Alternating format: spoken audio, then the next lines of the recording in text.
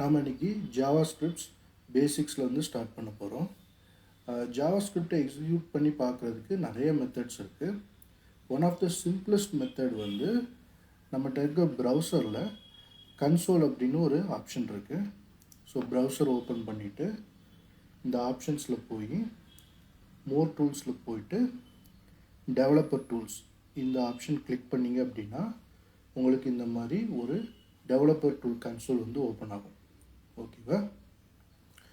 So இதில் கன்சோலுங்கிற ஆப்ரேஷனில் போயிட்டு நீங்கள் உங்களுக்கு வேணுங்கிற ஜாவாஸ்கிரிப்ட்ஸை இந்த இடத்துல எக்ஸிக்யூட் பண்ணி பார்க்கலாம்.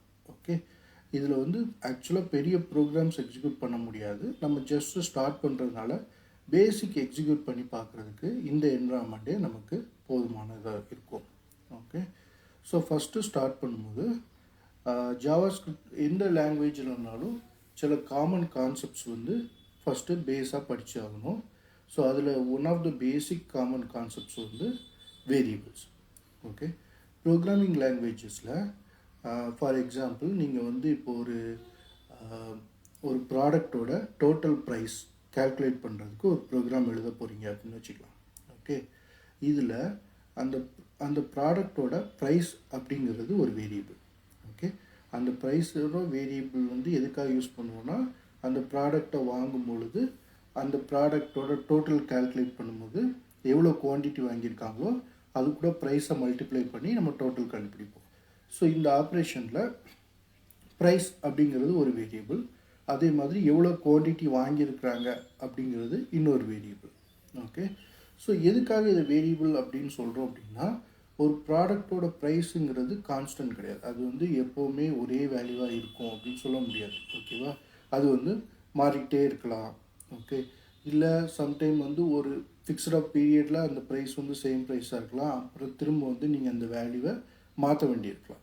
ஸோ உங்கள் ப்ரோக்ராமில் அந்த ப்ராடக்டோட ப்ரைஸ் வந்து நீங்கள் ஹார்ட் கோட் பண்ண முடியாது. தட் மீன்ஸ் அதோட ப்ராடக்டோட ப்ரைஸ் வந்து ஃபிக்ஸட் வேல்யூவாக உங்களால் அதில் வந்து நீங்கள் கோட் பண்ண முடியாது.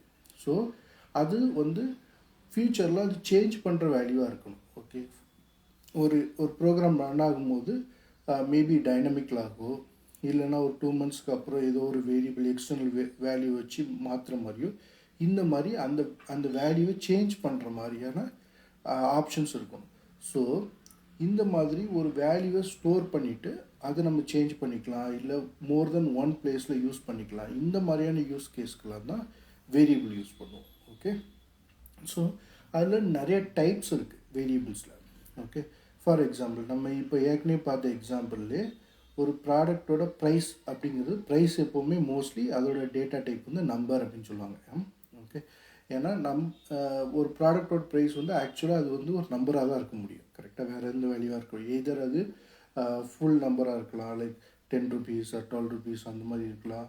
இல்லைன்னா மேபி ஃப்ராக்ஷன் நம்பர்ஸாக இருக்கலாம், லைக் 10.5 rupees இல்லை 12.5 rupees அந்த மாதிரி இருக்கலாம். பட் நன்தலஸ் இது வந்து எப்போவுமே ஒரு நம்பராக தான் இருக்கும். ஓகேவா?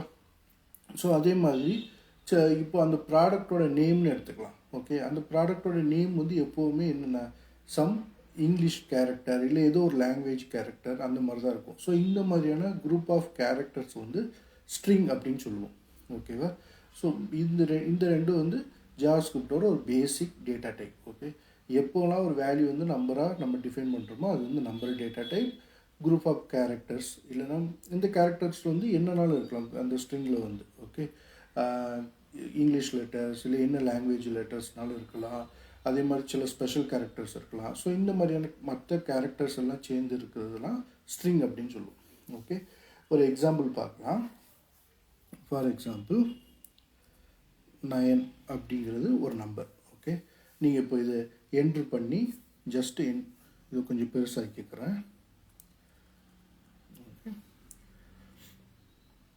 ஸோ இப்போ இதில் என்ன பண்ணியிருக்கோன்னா ஜஸ்ட்டு நான் வந்து 9 அப்படின்னு என்ட்ரு பண்ணி என்ட்ரு கொடுக்குறேன். ஓகே, ஸோ இப்போ எனக்கு இது 9 என்ட்ரு ஆயிடுச்சு. ஸோ இப்போ நான் என்ன பண்ணியிருக்கேன்னா ஒரு வேல்யூவை க்ரியேட் பண்ணியிருக்கேன் என்னோட ஜாவாஸ்கிரிப்ட் ப்ரோக்ராமிங் என்விரான்மெண்ட்டில்.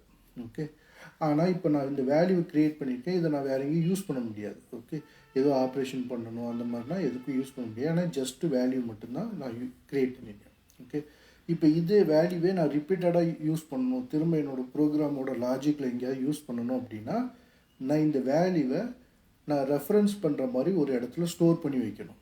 ஓகே, அந்த மாதிரி ஸ்டோர் பண்ணி வைக்கிறதுக்கு தான் நம்ம வேரியபிள் க்ரியேட் பண்ணுவோம். அது என்ன பண்ணுவோன்னா, ஃபார் எக்ஸாம்பிள் லெட்டுங்கிறது வேரியபிள் க்ரியேட் பண்ணுறதுக்கான சின்டாக்ஸ். ஓகே, ஜாவாஸ்கிரிப்டில் லெட்டுன்னு நீங்கள் கீவேர்ட் போட்டிங்கன்னா அந்த ப்ரோக்ராமோட ரன் டைம் வந்து ஓகே லெட்டுக்கு அப்புறம்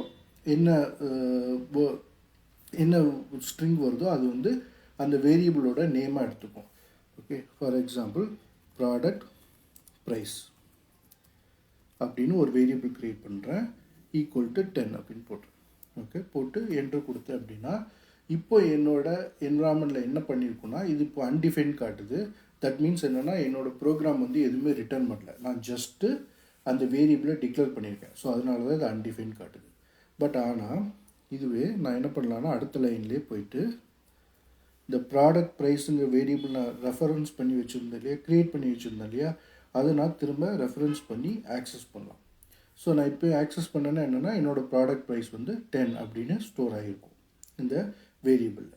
ஓகே, ஸோ இப்போது ப்ராடக்ட் ப்ரைஸ் வந்து ஸ்டோர் ஆகிடுச்சு. அடுத்து நான் என்ன பண்ண போகிறேன்னா குவான்டிட்டி, ஓகே, எல்லாம் கவுண்ட்டுன்னு வச்சுக்கலாம். Okay, product count, product count equal to ஒரு 5 ப்ராடக்ட்ஸ் வாங்கியிருக்கேன். ஓகே, இப்போ என்கிட்ட 2 வேரியபிள் இருக்குது, ப்ராடக்ட் ப்ரைஸுன்னு ஒரு வேரியபிள் இருக்குது, ப்ராடக்ட் கவுண்ட் அப்படின்னு ஒரு வேரியபிள் இருக்குது. ஓகே, இப்போது இந்த 2 வேரியபிளையும் நான் மல்டிப்ளை பண்ணால் எனக்கு இந்த மொத்த டோட்டல் அவங்க கஸ்டமர் பர்ச்சேஸ் பண்ணுறதுக்கான டோட்டல் எனக்கு என்னன்னு கிடைக்கும். ஓகேவா, ஸோ இப்போ இதை நான் எப்படி கால்குலேட் பண்ணணும் அப்படின்னா நான் டோட்டல் அப்படின்னு இன்னொரு வேரியபிள் க்ரியேட் பண்ணிக்கிறேன். ஓகே, அதில் நான் இந்த ப்ராடக்ட் ப்ரைஸையும் இந்த ப்ராடக்ட் கவுண்ட்டையும் என்ன பண்ண போகிறேன், மல்டிப்ளை பண்ண போகிறேன். Okay, product price into product count. Okay, so இந்த இடத்துல இந்த product price, product count, total இது எல்லாமே வேரியபிள். ஓகேவா, ஏதோ ஒரு வேல்யூவை ஸ்டோர் பண்ணி வைப்போம். இந்த லெட் அப்படிங்கிறது வேரியபிள் க்ரியேட் பண்ணுறதுக்கான சின்டாக்ஸ். ஓகே, இப்போ இதில் கவனிச்சிங்கன்னா நம்ம க்ரியேட் பண்ணும்போது மட்டும்தான் இந்த let variable let keyword use பண்ணியிருப்போம். ஓகே, ஒன்ஸ் நீங்கள் அந்த வேரியபிளை க்ரியேட் பண்ணிட்டீங்கன்னா திரும்ப அதை ரீயூஸ் பண்ணுறதுக்கு நீங்கள் அந்த வேறு எந்த கீவேர்டும் யூஸ் பண்ண வேண்டாம், ஜஸ்ட்டு அந்த வேரியபிளோட நேமை நீங்கள் ஆக்சஸ் பண்ணால் போதும். ஓகே, இந்த இடத்துல இந்த ரெண்டுக்கு இடையில மல்டிப்ளை சிம்பிள் போட்டிருக்கோம். இது வந்து ஆப்ரேட்டர் அப்படின்னு சொல்லுவாங்க. Okay, arithmetic operator. ஸோ இதே மாதிரி நம்மகிட்ட நிறைய ஆப்ரேட்டர்ஸ் இருக்குது, அது போக போக பார்க்கலாம். இப்போதைக்கு சிம்பிள் ஆப்ரேட்டர் நான் மல்டிப்ளை பண்ணியிருக்கேன். ஓகே, என்ட்ரு கொடுக்கலாம். என்ட்ரு கொடுத்தேன்னா இப்போ என்ன ஆகுனா என்னோடய ப்ராடக்ட் ப்ரைஸையும் ப்ராடக்ட் கவுண்ட்டையும் மல்டிப்ளை பண்ணி எனக்கு இது டோட்டல் இந்த இடத்துல ஸ்டோர் பண்ணிவிடும். ஓகே, இந்த ஈக்குவல் பண்ணியிருக்கோம் இல்லையா, ஈக்குவல் சிம்பிள் வந்து என்ன பண்ணுன்னா ரைட் சைடில் இருக்கக்கூடிய வேல்யூஸை எடுத்து லெஃப்ட் சைடில் அது அசைன் பண்ணும். ஓகே, இந்த வேரியபிளுக்கு அந்த வேல்யூ அசைன் பண்ணும்.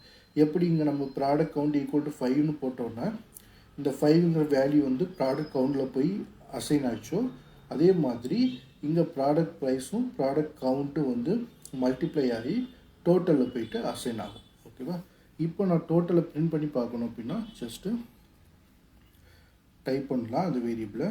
எனக்கு இப்போ டோட்டல் வந்து 50 அப்படின்னு பிரிண்ட் ஆகிடுச்சு. என்னென்னா இப்போ 10 × 5 = 50 நமக்கு இங்கே ஸ்டோர் ஆகிருக்கு. ஸோ இந்த மாதிரி தான் பேசிக்காக ஜாவாஸ்கிரிப்ட் என்விரான்மெண்ட்டில் ஒரு வேரியபிள்ஸ் க்ரியேட் பண்ணலாம். ஓகே, நெக்ஸ்ட் வீடியோஸில் நம்ம இந்த வேரியபிள்ஸ் ஸ்ட்ரிங் பார்க்கலாம். அப்புறம் இதே வேரியபிள்ஸில் அரித்மெட்டிக் ஆப்ரேஷன்ஸ் எப்படி பண்ணுறது பார்க்கலாம். ஸோ அது நெக்ஸ்ட் வீடியோஸில் நம்ம பார்க்கலாம்.